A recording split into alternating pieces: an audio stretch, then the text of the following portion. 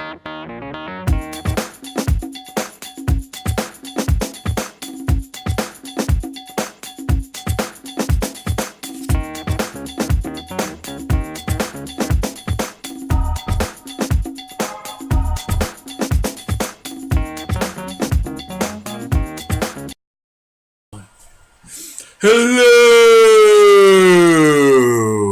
Welcome to the Survivor Season 38, Episode 1 recap. 2.5 Brains. I'm your host, Pat Gavanti. You can follow me on Twitter at YoGrabbaGabba. You can email me at pavement.productions@gmail.com. You can subscribe to our channel. You can comment on our Facebook page, comment right in the video, let us know what you think. We're looking to add guests every week and continue to have more fun than we haven't even having the last couple of weeks. So I'm really pumped for the premiere. It was a great episode. Really excited for what the season's going to bring us, and I'm going to be breaking it all down with you. If it's good, awesome. If it's bad, we'll still talk about it and go through it together. So. As always, I'd like to bring in my co-host right now, and she's here to help keep things running smoothly, help me from going way off on tangents, and help keep the show afloat. So I'll bring in my co-host, Jessica Throsik. Come on in. Welcome. Hello. So Jessica's going to have her own little segment here shortly, but I do want to have her come in here kind of to keep me on time, keep me going. She's feeling a little under the weather right now too, so I don't want to make her say too much today. Plus, I like to talk, so let's go ahead. Can't get a word in. So let's go ahead and start off here talking about this episode. Obviously, last time we recorded, it was the whole recap of the episode, and it ended around the time the episode started. So we kind of the timing wasn't the best. We're trying to get this up every Thursday or Friday. And instead, maybe even include a guest here and there throughout the week. So, just before we get started, give us your Twitter handles so people want to reach out to you. Where can they do that? Just T820. Just T820. Awesome. So, just like the blog posts I've been writing for the last several years, I kind of want to stick with the same format here. So, what we're going to do, obviously, this will be the first one of the season. We're going to kind of give you the outlook, what we're going to talk about here. So, a couple different topics. And a couple subcategories under those main categories. So first one, of course, is going to be the three big moments. The three big moments are the moments of the episode that not only are part of that episode and shape that episode, but just are overarching through the whole season or even the whole series. Just a big 1,000-foot view of the episode. And then we're going to go to the three key moments, which are key just to that specific episode, and we wrap up at the end with. I'll let Jessica say her couple thoughts, give us her 2.5 cents, and then go with the bottom three and top three, just to wrap it up here, see who had poor game, who had a good game, and or episode at least. And as far as as a rule, I'm sure you guys know this already, who've read this blog before, but it is not the top players of. Or the not necessarily the top players of the week, but it's the top players kind of maybe of the week, maybe of this whole season so far, and also the bottom players are not going to include the person who got voted out because obviously they're definitely on the bottom, but it's going to be those who are left in the game still. So that's kind of why I want to make that distinction there. Make sense? Yes. Good to go? Yeah. Wonderful. So let's go ahead and dive in here. We'll start with the three big moments. Start with moment number 1, which is Edge of Extinction. So the Edge of Extinction twist, I'm interested to see what it's going to be. Kind of interested to find out more about it, see if we're going to spend time there all next episode, or just kind of those things like, oh yeah, they're still on on Edge of Extinction Island, which is way too long to say. But perhaps we're not going to spend any time there at all. We're just going to be like, oh yeah, remember them? They're still there. Or we'll see them at the end of our episode. Like, hey, guess what? They got brought out and they're still surviving. I don't know what they're going to do with it. I'm really kind of curious with it. I'm kind of like, maybe just let them go and not worry about them. I don't see a lot of people saying. I mean, Reem got voted out first. No spoilers here. We've all seen this episode. Reem got voted out first. Nobody liked her, and she still wanted to stay. Is she just like Is she just like glutton for punishment? Is she like I just want to screw them over? Nobody wants to be the first one kicked off. Certainly. So if you get a chance to get back in, you're going to take it. Certainly. You're not just going to leave. But I just don't see. She doesn't seem to have much of a shot to win. So I'm kind of like, well, I mean, if she. So my long story short, my point is saying, if she's going there, who's not? Right? Well, I don't see anybody not going. Most people are going to go there. So I just don't know. I mean, I also said I haven't been up on the media just because we've been recording so much the last couple days. I haven't been able to follow exit interviews or anything like that. Does she do exit interview? Does she just go out and they say, okay, she's out of the game, so now you're gonna interview her, or do you interview the person who gets voted out and then doesn't go there, or like kind of how is all that working? I mean, is it like Redemption Island, where the person gets voted out episode 1, and then talk to them until episode 6 because when they get eliminated, it's really annoying. So I don't know. It's hard to say. I don't know how this is working so far. But again, there's things that I like. I like that the casters. I mean, we all know they're not going to get a question at the reunion show, so might as well let them be on the show a little longer, I guess, because they don't talk to them in the reunion show anymore. So I guess that gives them a little bit more airtime, I guess. But what do you think? I don't know. I feel like they're going to at least show it partially every week because they showed in the preview that her on the island wondering what the heck she's doing. So I don't know. I feel like more people are going to go than not, unless they're just really done with it all. But I don't know. I think it's interesting. I'm wondering when they're going to find out what the heck they're doing when someone's actually going to go there. Like, what is the point of the island? Right. What do they do there? Right. My question also is, when do they get eliminated? I mean, just that they decide that they're done, but like, is that if nobody decides that they're done, they have to eventually get rid of somebody? Well, there has to be one point where they have to earn it back. So they're going to have one episode where they're showing the people that are there. There's got to be a certain point. Is it at the end of the season? Is it in the middle of the season? Probably the merge, maybe. Maybe when it goes to individual challenge or individual immunity and everything. And that's how they do with Redemption Island. They, in those Redemption Island seasons, they did the first part of the merge. Before the merge, they went there. Then they had a return at the merge. They brought the person back, and then at the end of the season, they brought them back at the finale, which. I've heard this said. I like it that just do that pre-merge. Don't do it post-merge because post-merge is dumb. Post-merge, they're out of the game. The whole post-merge, they're on the jury, and they haven't been watching anything because they've been on Exile Island. Like Ozzy on 23, he got all the way to the end of the game and he won the game, but he didn't win the game because he was one challenge away from winning the game. Then he lost. It was just like he didn't play the whole post-merge. He was out of the game the whole post-merge. And then he's 1 million chance away from winning the game. That doesn't seem like a good idea to me. So I don't know how that works. I don't know what the thoughts are on that, but I think they need to be careful how they do it. I'm interested to see it. Hopefully they learn from their mistakes from the past. Right. We'll see. So other than that, that's moment number 1. Moment number 2, I should get like a swishing sound or something come in here for moment number 2. Swishing sound. Something to kind of transition from one point to the next. Okay. Thank you, Jessica. Oh my gosh. What do you call a fish with no eyes? So, next one I want to talk about is big moment number 2. You can't be who you're not. That really relates to Joe in this case, but really anybody. I mean, players especially, they'll say all day, "Oh, I'm going to change my game. Oh, I'm going to do something different."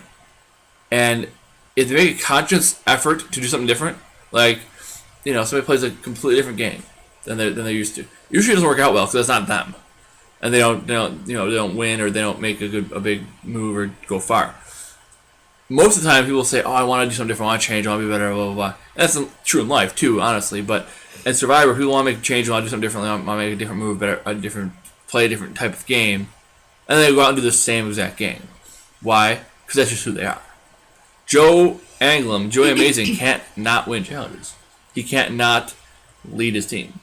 We were watching together. We're like, look, Joe. He said, "I want to be different. I want to do." He was the same dude. He was the same dude. Day 1, day 2. He went out. He was helping make the shelter and the fire.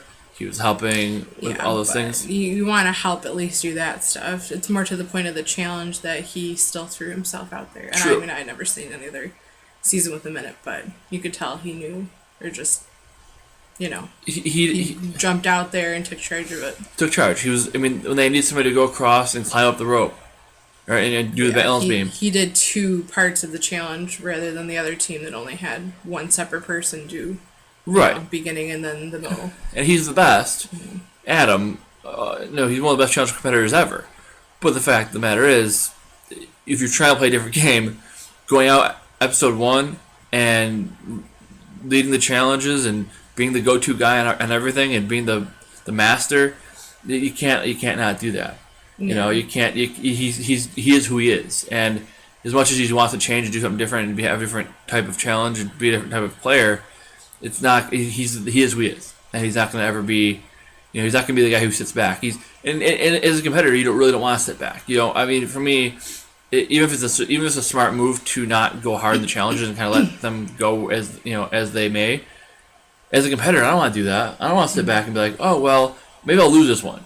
It's just not. It's just not your nature. You know, it's not something that you ever want to do. So I'd rather play hard and lose than sit back and lose. Because at least I feel good about the fact that I went out and tried. You know, so it's tough. It's a tough spot to be in. You kind of had a comment about David too, though, about how David can't not be who he is either. Oh, well, you were saying that he's changed, he's gotten better, but he's still, seems jumpy and paranoid. As soon as someone hit the tree with the machete and was trying to cut it in half, he still jumped. He still got startled. He may be getting better, but he's still the same person. Exactly, and change. And people who grow and change, things like that. But the fact of the matter is, you're always at the core of who you are, and I think that's important to understand. Like Russell Hantz can go out and try to play a low key game, but he's freaking Russell Hantz. He's not gonna play a different game. He's not gonna go out and be a low key guy, a chill bro. He's just not who he is. He plays Tony Vlachos. Tony, his second season, he went out. He was crazy his first season. They're like, wow, how is he gonna change his second season? Well, he had to be even crazier because people know he's crazy. And the fact of the matter is, you can't. Tony. Even if Tony was chill, even if Tony laid back, people are like, what's he up to? Because that's not who he is. And people know who people know you by the end of it. So even if Joe is sitting back in challenges and Joe doesn't go hard at the challenges and he just lets somebody else take control, they're gonna be like, well, why is he trying to throw the challenges? Why is he losing on purpose? Yeah, but in the very first episode, though, he didn't have to do most of the challenge. He should have let somebody else kind of jump into it. I'm not saying, you're a team. You want your team to win, so you want to help and you don't want to lay back, but he definitely, he drew attention to himself. Eric already said in the first episode that he doesn't want to, they've done it before. Aubrey and Joe have done it before. They want to learn on their own. They don't want to be told what to do. Absolutely. And it's these people, it's their new experience for them. It's a new thing that they've never done, that the four returns have done before. So it's like, we're not going to be, the cameras and everything like that, getting used to all that stuff. It's like the big difference between, even, like we said, with the fans' are favorite seasons. The fans have watched, the favorites have done. So the fans are like, oh my god, camera! Oh my god, there's cameras here everywhere. Oh, this is all new. We're sleeping on the ground outside. The favorites are like, yeah, this is what we do, and we go out and they it's just different. It's easier for somebody who's done it before. It's just experience and it's easier. But I'm sure those people also want the attention. Like they don't want the cameras. If you're not in the cuts, then what are you doing on the show? Well, there's a lot of purple edits for sure, and even not to get too far down the rabbit hole, but they said that with like a Philip and a Brandon from Caramo and Fans for Savers 2, they were camera hogs. I mean, they were. And, people didn't like Philip for multiple reasons, but the main one was because he was always on the screen. And the other players didn't like him. The other players were like, look, I'm here too. I have stuff to say, but Philip's acting crazy and goofy, and he's getting all the attention because that's what the camera want. The producers want to see, want entertainment, and he's super entertaining, but I'm playing a low-key game. I want to be on the TV too. Right. And I think that's, part of it too. So we'll get more on that a little bit later when I get to one of the other points here, but I definitely think that's something that is a real thing for sure. Moving on to the third big moment. I said this. I don't know if I said in the preview or not, but Reem. I said she had Wendy Jo upside, and she definitely proved me right.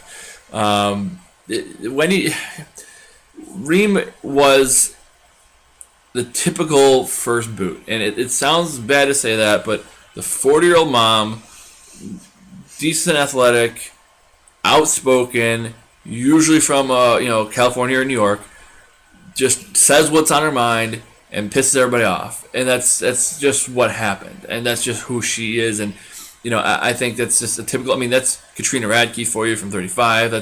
That's a lot of first boots in new player seasons. It's like that's even Rachel Aiko from 33. It's a lot of the first boots of the season. A lot of times are that a little bit older, weirder, person who just doesn't fit in. And nothing against she was weird. I would say her name is Reem. Okay, she's weird. Well, the name, but she's got a huge mom personality that she can't turn off. That's it. Well, she's trying certainly. to take care of everybody, take care of the clothes, and it was pissing everybody off. Absolutely, and the thing is, right? I mean, nobody. The mom. Here's the thing: the hardest person to be on the Survivor is the mom. You either get voted out early because you piss everybody off, or get to the end and like, you were my mom, you stabbed me in the back. How could you do that to me? It's true. Look at the seasons throughout the history. A mom gets voted out early, or if she makes it to the end, she gets eviscerated because she was the mom character who stabs him in the back. You're not allowed to play a cutthroat game as the mom. And then if you don't play that cutthroat game, well, then you didn't play the game. You're a goat and you get voted out, and you lose anyways.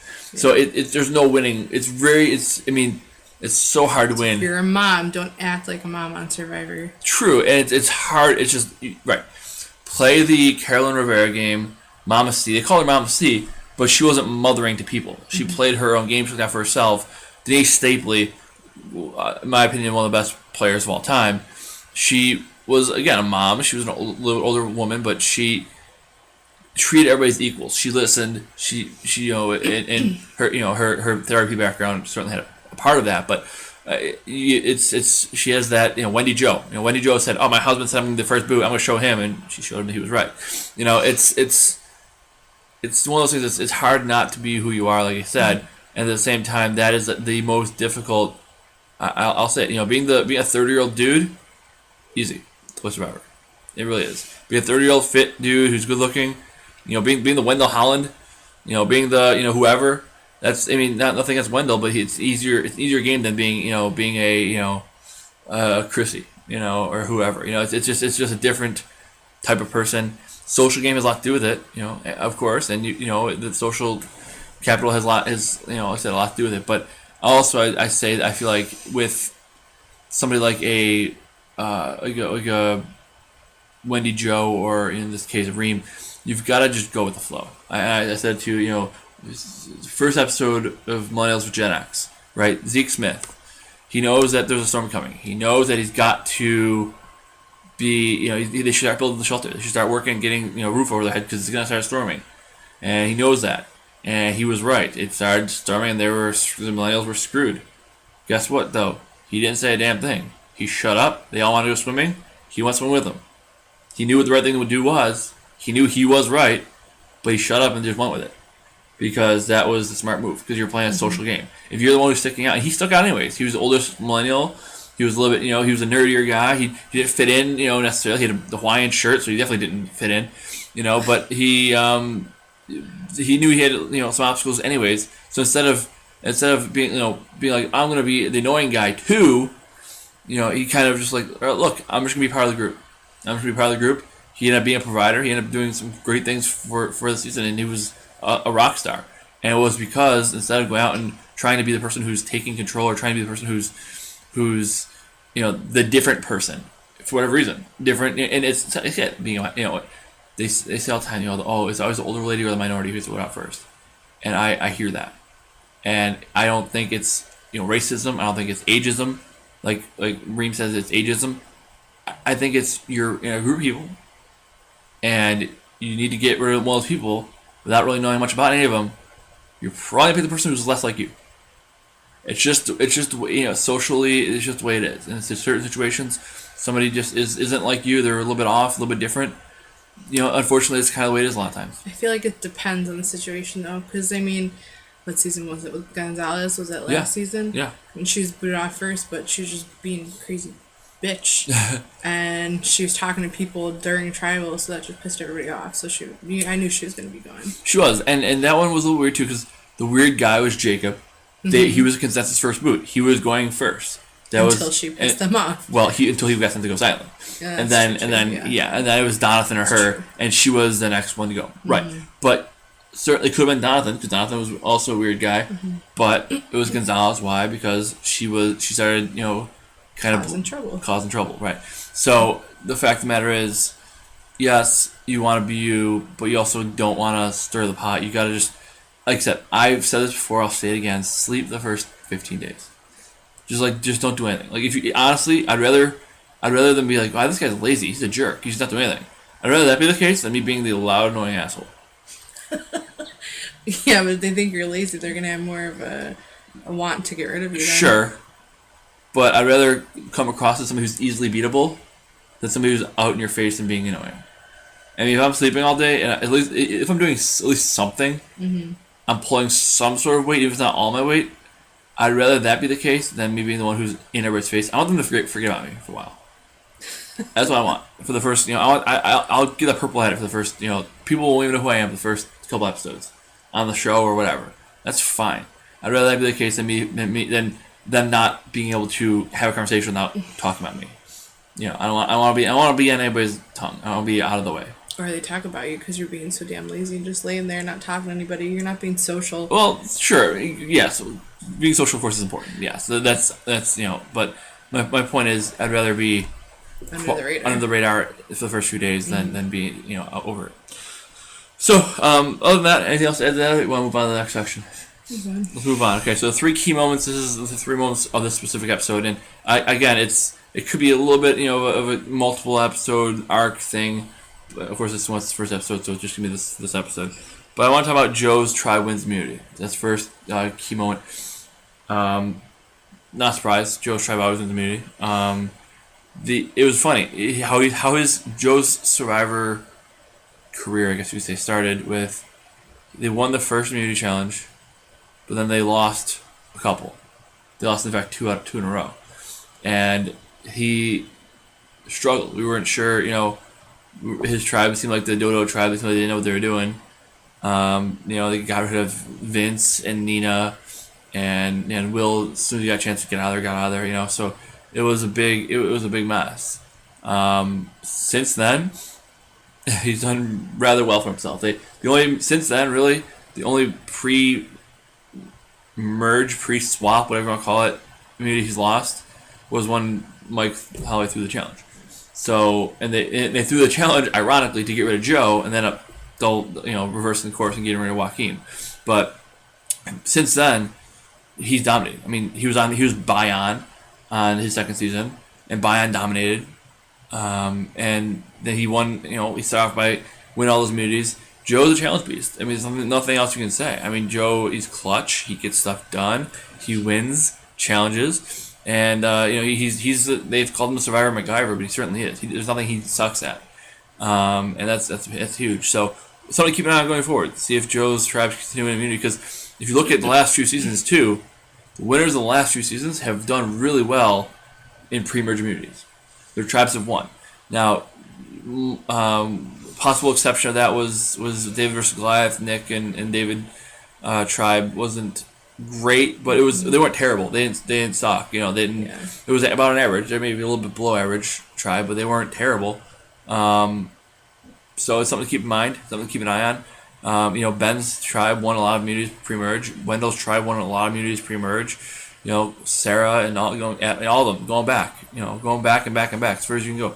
Adam, Michelle, all of them. Their challenges, their teams won immunities.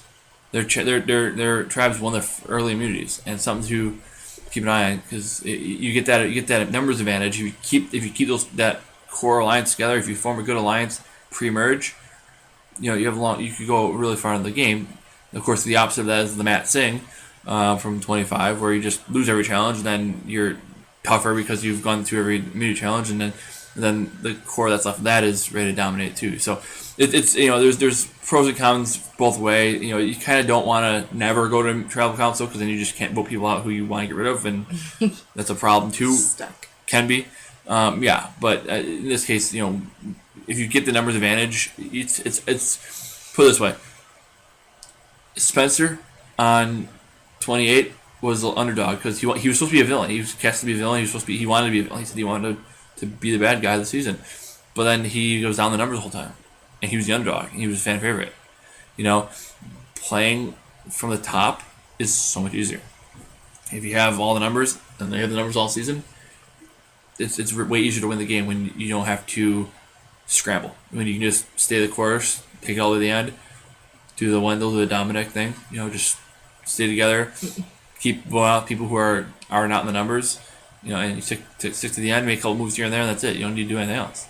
Way easier to do that than have to be down the numbers. So something to keep in mind if Joe's tribe continues to win immunities, who is it going to be get to the merge and it's going to be a blowout one-sided affair. Something definitely to again keep an eye on. Moving on. Eric is this season's Jeff Kent, my winner pick. Eric, he reminds me of Jeff Kent from 25. Obviously, he was even saying this, these guys have had their shot. It's our shot. That's what Jeff Kent said on 25. He was talking about Penner and Penner and the other guy and Russell Swan. They've had their chance, and this is our chance. My concern for Eric is. It's the Jeff Kent thing. Jeff Kent was and Steven Fishback had that same issue in 31, and a lot of people had the same issue. If you're focused so much on a target that you can't make the move and you're like, I gotta get rid of him, you're gonna miss other things. Like Nick last season, he said in his preseason stuff, he wanted to go out, he wanted to take out the other super fans. He's like, I want to get rid of anybody else who's a super fan. I want to vote them out because I want to be the only one who knows everything about the game. It's kind of hard to do. Hard to do. Not a bad strategy, not a bad idea. That would have been getting rid of Christian and Mike. That's right. That's what it would, Gabby, whoever. Yeah. That's what it would have been. His strategy would have been to get rid of Christian and Mike. Well, what would happen if he got rid of Christian and Mike early? He doesn't make it nearly where he does. Right. So the fact is, yes, you have a strategy, you have a plan going into it, and like, hey, I want to do this, I want to do that, and hey, I want to get rid of these super fans. Hey, I want to get rid of the returning players. Hey, whatever your strategy is, you've got to keep in mind that yes, that's something that's there, but you can't let that be the only thing you focus on. I don't think he necessarily targeted that. Well, we need to get rid of them next. I don't remember him saying that, but he's just making the point that they've done it before. They don't need to be told what to do there. They don't need to follow them, and definitely just to watch out for them. They've already done it before, so they know what to do. Absolutely, and like I said, and I think it's right that you keep an eye on these kinds of guys, but you can't, like I said, Steven Fishback was in a great spot before he turned all his attention to Joe. Mm-hmm. He may not have won that season, who knows, but he was in a good spot. He's like, I gotta get rid of Joe. 31. He's like, I gotta get rid of Joe. Gotta get rid of Joe. Gotta get rid of Joe. Joe's the golden boy. I can't lose to Joe. Well, if he would have waited, taken a shot at somebody else, he said he threw all his eggs at the Joe basket and it blew up in his face. Mm-hmm. So I think it's smart to keep an eye on that and know and heck, at least he's getting airtime. Some of the people you don't know who they are. Right. So that's a good thing too. But you don't want to get too focused on things like that. Right. Anything else, or should we move on to the next one? No, the next one. Okay, so the third big part of this episode is obviously there was some decoy boots there, but at the end of the day, there was two people who voted separately, and the rest of the remaining 7 players voted together. Or remaining 8. Remaining 6. Well, it was 4 and 4, and then. Okay, so the remaining 8 players voted together. So whatever. Yeah. Should have been. Yeah, it was 5. 5 and 4. 5 and 4. So there's 9 total. So there's 14 plus the 4. So yes. 18 total. So yeah. So sorry, I'm not good at math. Okay, math's not my strong suit. I should have wrote this down already. Right. So the remaining 7 voted separately than the 2. Wendy voted for, I believe, Lauren. Yes. And Reem voted for Wentworth. Yes. Now, so that people always say, oh, it's heard say, oh, look, it's a tie. They must be a very not divided. They must be a very divided tribe if they're half voting. One might have a voting the other way. No, that's how it's supposed to be. It was a split vote. You have the numbers. You might as well. Who knows? Day 1 advantages. Day 1 idols. Something could go crazy. There's definitely an idol put in the game early. We'll talk about that in a second. But you gotta vote for the person. You gotta split the votes if you can, and that's a smart move to do that. You don't want to get idled out and screw up your whole game when you have the numbers to split it. So they split the votes between Reem and Wendy. Reem goes out of the game, goes to Jefferson Station Island, and we're good to go from there. What did you think about the idea to split the votes? I guess it was a good idea. I didn't think about it how you say, in case they had an idol or anything like that. I was very torn on who they were going to vote out to begin with. I mean, I thought maybe it would have been Wendy, but or even Wentworth because they were bringing that up. But And again, you think keep in mind it's an edited show. They showed that earlier that Eric's like, we get rid of the returning player, right? And so now you hear Wentworth is a decoy boot or one of the options. Well, that's why I thought it wasn't Reem because they kept talking about Reem going, Right. Well, exactly. Right. And it's an edited show. You don't usually it's usually not that on the nose right of who's going to be. But I did write down here that the vote split got reamed out. So got to throw that pun in there when I can. So, on that note, I think we covered this episode pretty well. Why don't you throw in your opinions here for a second? Tell us just your general thoughts so far this season, what you like, what you don't like, and what you want to say about the first episode. I'm interested to see what it's like with the returning players. It's the first season I've ever watched with anybody that has played before. It kind of seems like there's already going to be some issues with all the other players, including them. They like them, but they don't want, obviously, to get beaten by them. They don't want them to take charge, have all the attention, what have you. But, I don't know, the first episode was good.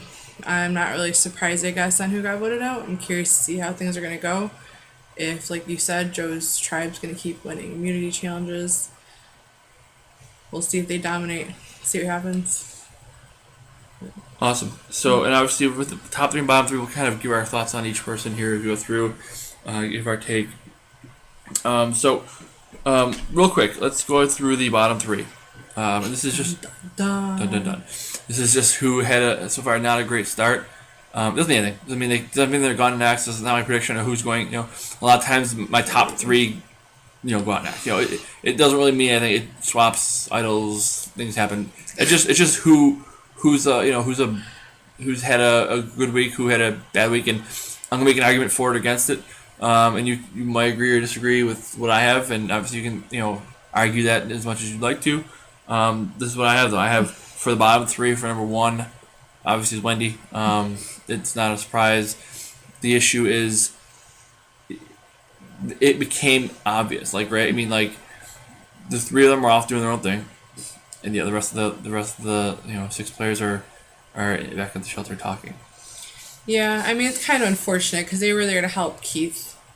And I mean, him being a bad swimmer is already a huge target for him. You're going to be swimming all the time. There's challenges in the water. Mm-hmm. I mean, I guess they could have opened it up to everybody else, let them know what they were doing, but, And I think it's a microcosm of just in general how they're going to be. I mean, I think, the Reem and Wendy, I don't think they're very much, I think they're social, but they're just social in a different way. I mean, they're, it's one of those things where, even back in Survivor Caramoan, right, it started off with the pretty people against everybody else. And there was a 10-person tribe. There's 2 guys and 2 girls who were very, pretty good looking. They were hanging all the time.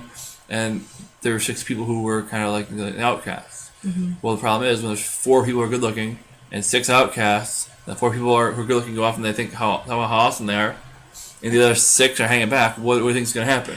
Well, 6-4, you're out. Yeah. I mean, that's some Brad Culpepper math, right? 3 and 4, 6. So Brad Culpepper math, in other words, is what I'm trying to say. So you can't go off on your own. You've got to, like I said, be the Zeke. Be in every conversation. Be in on everything that's going on. Even if you're a little bit weird, a little bit awkward, it's fine. Hannah was talking about how she was a weird kid too, but she got in the numbers. That on 33. So it doesn't matter if you're a little bit outcast. Some people are introverts, some people are extroverts, but you've got to at least be around the group. If you're ever there and you're looking, oh my God, it's me or one other person, or me and 2 other people, you're in the wrong. You need to be with the big group, and even if you are not a big part of the big group, you got to be in the numbers, and that's never go off on your own. And if you do, you better find an idol or be back quick. So that's why I said for Wendy. What are your thoughts on Wendy so far? No, I agree. I mean, she really showed her loyalty to Reem. And that obviously didn't work out in her favor either. I feel like she's got the next target on her back to possibly go. They know she's decent and everything, so we'll see what happens. Because they were trying to sway her to vote for Reem too, but And I think that's one thing I didn't mention too is how we were talking about will be Reem, will be Wendy. The reason I agree that they got rid of Reem instead of Wendy is because Wendy's crime, quote unquote, was being loyal. Yeah, she was loyal so to Reem. She didn't want to loyal Reem. to somebody else. Right. Too. So you make her your Klingon. Make her your person who's gonna follow you. Whatever. Your minion. Suction cup. Whatever. Sure. Make her your suction cup. That's weird. Yes, certainly. So do that. You make her your puppet. 2 is Keith. I put down Keith for number 2. Why? I obviously think you agreed with that. Why Keith? He already showed his weakness by not being able to swim. You kind of don't want to air out what you're bad at right away. People are going to see that. But, he was involved with the trio too, so he put himself in a bad place too. Both still in the bad spot. The reason I have him higher than Wendy is he didn't have his quite as bad because Wendy is because he went back to the group. Raymond and then we're talking. There's they went after Rick. Like, Rick, this is what we're doing. Blah blah blah. And he's like, that's just she has as much. Raymond has as much grace as Debbie Weiner. We don't need you just taking everybody and telling them this is what we're doing. This is what we're doing. This is what we're doing. You gotta give him a thought. And Keith realized that, and good on him to realize that their social game was burning, and he got that ship. Yeah, he voted for her, so right. He was showing his loyalty to being part of the group. So he has a little bit of weakness and challenges this one part. He is definitely seems a little naive, but he's younger, so he doesn't understand how hard it's probably going to be. And he was like, oh, look, I miss my mom, so Reem's like a mom character. That's great, but that's not how you got to be able to stand on your own out there. You can't count on people. You have to be able to be their friend and then stab them in the back. Nobody's out there to be your friend. Nobody's gonna look out for you. Nobody's gonna give you the money over themselves. No. So you've got to keep in mind. Yeah. So I did like how he did distance himself, and that was, I think, a smart move on him. He's still of the you say the core 6 of that tribe. He's still number 7 of that in that group. Yeah. But things happen. At least he's in the conversations now. At least. And so if someone wants to switch something up to something crazy, at least he's there. Mm-hmm. He's in those conversations, and he could potentially make a move, but not a great start. Let's just say. And the last one I put Wentworth for 2 reasons, really. I mean, mostly the returning player target. Here's the thing. The returning players in these types of seasons are either going to be going really deep in the game and have a great shot to win, or they'll be out really early. And there's really, you don't really see too many of these returning players go out mid-game. It's usually they're the quick early boot, get them out of the game, get done with it, or they're the long-term, they're near the end game threat. I feel like anybody who's a returning player who gets to the end is gonna get a good shot. But my issue is Wentworth is going to be definitely be a threat. All 4 of the returning players are threats. They're all good at the game. My issue with Wentworth, also part 2, is she got called off being a quote unquote power couple with Lauren. I guess her and Lauren get along. They have a rapport and obviously an alliance. They're probably their number 1 ally here, for both of them. I would say she's probably pretty close to David, just on the fact that they're both in the same boat. But the fact that she's being called out already as a power couple is concerning to me. She put herself in that situation, though. You keep saying how you have to be part of the group. Be a part of the group. They showed a lot that they weren't a part of the group. Those 2 would walk off together. It's fine if you want to have an alliance, but you need to talk to everybody. Absolutely. And that wasn't happening a lot. So true. I agree. And I think it's one of those things where her issue in the past is one of those things, where you overcompensate. Now, I didn't have as many tight bonds that I wanted to have. Mm-hmm. I wasn't in all the conversations, so I'm gonna go try to get into every conversation. So she was in getting a good relationship with Lauren, which is great. But now it's like, all right. Now and it, to her credit, she was in the numbers at the end of the vote. At the end of the day, she was in the numbers. But like kind of like you were saying too, and like I was saying earlier, when somebody says your name, that I feel like once your name is said for the first time, it's gonna get said again and again. Oh yeah, and again. So the fact that she became a decoy boot or the target of the person going out of the game, that's a problem. Mm-hmm. That's certainly a problem because it means if somebody says your name, people might be like no, but they've heard it and they might think it again. They might say it the next time. Right. Who knows? So Right. I think that's what could be a problem for Wentworth going forward. Who knows? Like I said, anything could change, and she could be in the final three, win the game. Who knows? But that's I think it's when you're overtly trying to do something or trying to overcompensate a little bit from something that happened in the past, that could definitely be an issue. It's a whole new game. You got to play it as a new game, learn from your mistakes, but you still got to talk to everybody, make firm bonds with everybody all together. Don't walk away with people. Everybody notices that. Completely agree. And one thing she did so masterfully her first season was when she walked off. She went to go get coconuts or go get firewood. She would go grab the coconuts, bring them to the edge of the path so somebody could pick them up and take them. Then she'd go back out and get more wood and bring back the path. And meanwhile, while she's doing all that stuff, she's looking for rattles and and doing those things. Where so she was going off on her own, but she was always had people there around. So she wasn't really off on her own. She was always had that other person to kind of, be, oh yeah, I was with her. Yeah, we were just getting firewood. You always had that person to kind of have your back and have that story. Right. She didn't have necessarily she wasn't in the maiden alliance, which was what she's trying to do now is get in that maiden alliance. But I definitely see that was a, it's different. She's definitely trying to play a different game, and I don't think it's one of those things where I don't think she needs to play a much different game. She just needs to do what she did before, just make a little tweaks. Don't try to reinvent the wheel. That's okay. So it's for the top three. I want to switch to talk about the top three here. I put your winner pick in the top three. I think your winner pick had a good week. Nothing didn't blow anybody away. Didn't do anything crazy. But I had a good week. Did well in the challenge, and we'll talk about that for a minute. Well, I think top three. Nobody really had an amazing week. Right. And if it wasn't. Not say if it wasn't for her, but her pointing out in the puzzle what they needed to move definitely helped because they were right at the end. So, once she kind of threw it out there, they realized it, they pushed the puzzle pieces around and they got it through. If, minutes can make or break it, the other team could have had it. So it kind of helped them along to win the challenge, I feel. It was certainly good. It was certainly close. It came down to it right at the end, like you said. And with the fact that it could have gone either way. Either tribe could have won that. Yeah, definitely. She made a good move to take control, and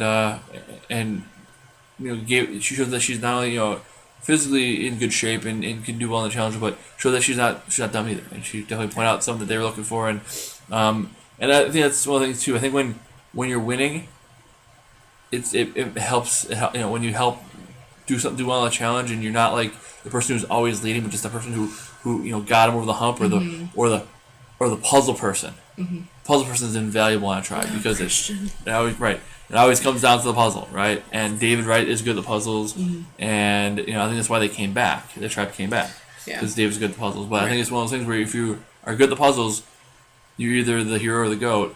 And in this case, you gotta if you're gonna get your tribe over the hump there, I think it's good to be that person who can not be out in front, like I'm doing the puzzle, but like notice the little things, and that helps your tribe get to the end. You don't want to be the person in control, but I think she subtly had a big week for just getting them to the immunity, and getting that first immunity win is way better than getting that first immunity loss. And you definitely want to be in the right numbers, like I said. So it was a good week for her.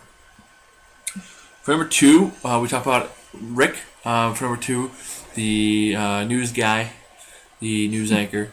I think he was fine. He was in the numbers. He didn't do anything crazy. The thing I liked about Rick is the quote-unquote weirdos want to talk to him. The people on the bottom wanted to talk to him. They wanted to give their opinion to him, and they thought maybe they could pull him in. So they feel comfortable to talk to him. But yet the main group, he was a staple in that group as well. So both sides were kind of coming to Rick. He doesn't seem like he's overtly like loud and obnoxious, but he's also, a little bit nerdy and kind of keeps to himself. So I think I like that he's got kind of both parties coming to him with, hey, here's what we should do, here's what we should do. It's better than nobody coming to you. It's maybe not necessarily the best to be the swing vote, because then you're always upsetting somebody, but it's better than nobody coming to you. So I do like that. He was good. He was fine. He was funny. Made a couple of jokes. Kind of try to make Probst laugh a little bit, which is good. He's clearly comfortable on camera. All those things. Right. Anything else to add? No, I agree with what you had to say about it. It wasn't that he did anything spectacular, but he did what you said. I mean, he agreed with whoever, but he went with the majority for the vote and didn't put his neck out on the line to get him in trouble anywhere. Right, and that was the thing. It was, the opposite of Wendy. Wendy's like, I want to vote against Reem. I want to vote against Reem. You know, for like what, 2 days? You vote against Reem. Shut up, Right. just do it. Rick, it was like, oh yeah, sure, what do I do? Yeah, sure. And he's like, they're crazy. They want me to do. Well, that's the thing that Wendy could have did too. She could have agreed with them and still voted however she wanted to. Like, it's all about deception. You don't have to be brutally honest every time. It's going to get you in trouble. Right, and the thing is, right. So, maybe the thing with Wendy, she was loyal, but the problem is, you can't play that kind of game where you're loyal day one to somebody you just met. Like, you got to be loyal to your goals and what your job is to go out there and win. So Rick, I think I liked the dichotomy there of Wendy being like, oh yeah, we're I'm not voting for her because we're close, blah blah blah. Rick's like, okay, yeah, sure, tell them what they want to hear, and then he goes back and actually talks about it and has the answer. So I like that. I think that was a good move for him, and I think it was not a bad week. Finally, to wrap up my player of the week, I'm gonna go with player of the week being Mr. Ron. Mr. Ron, the teacher. Mr. Ron Academy. Ron Academy. Mr. Ron Clark Academy. Mr. Ronald's neighborhood. I think he had a good week. I'm not going to say too much about him. The thing I'll say, he got an advantage. He gets to pick from one of 3 advantages and has, 3 weeks to use it. Mm-hmm. I'm pumped that they're having a time limit on these advantages. It's something we've talked about for a while.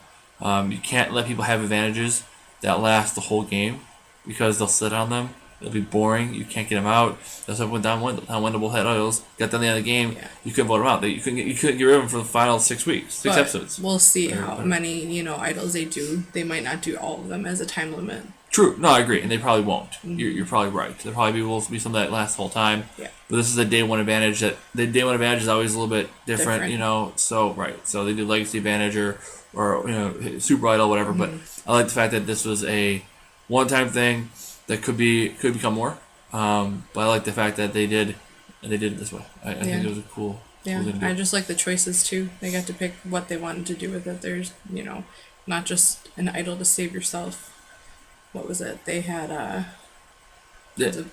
steal a vote or block a vote or something, and I don't remember. Steal an advantage from the other team. Yeah, the steal advantage is the horrible one. That's the one that Adam Klein got. He gave it away because it sucked so bad. So that's a dumb one. I hope he doesn't do that one. Yeah, I don't think.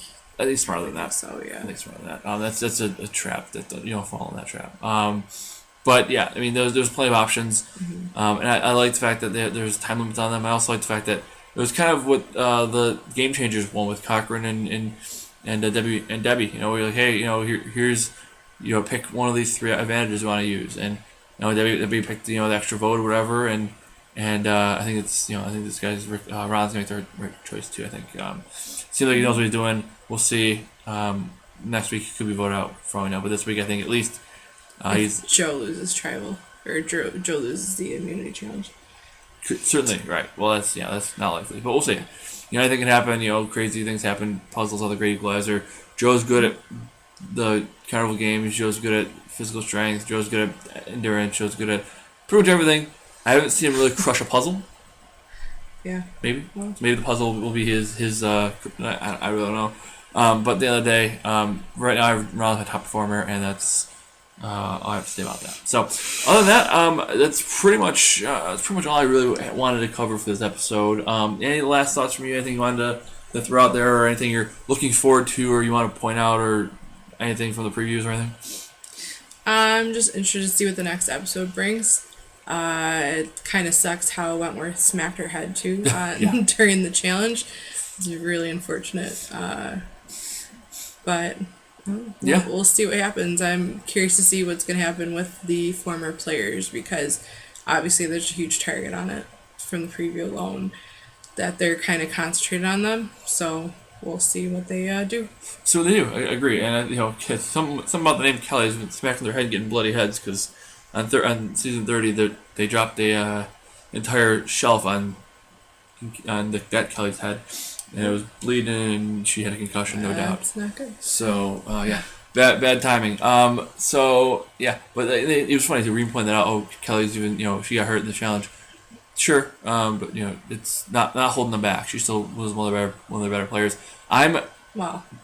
dark horse impressed with Lauren a little bit, just by the fact that she got confessional. She got more airtime than I expected. She seemed like one of those people who's kind of just going to be under the radar, not really getting much to say or do until she gets voted out. Like Jenna.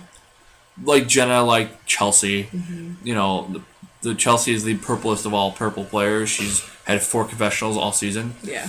Which has never been done before. So, which is Congratulations. right, record breaking. But I think so. I was a little bit impressed with her. I didn't want to put her on the top or bottom or anything like that right now, but just something to kind of point out.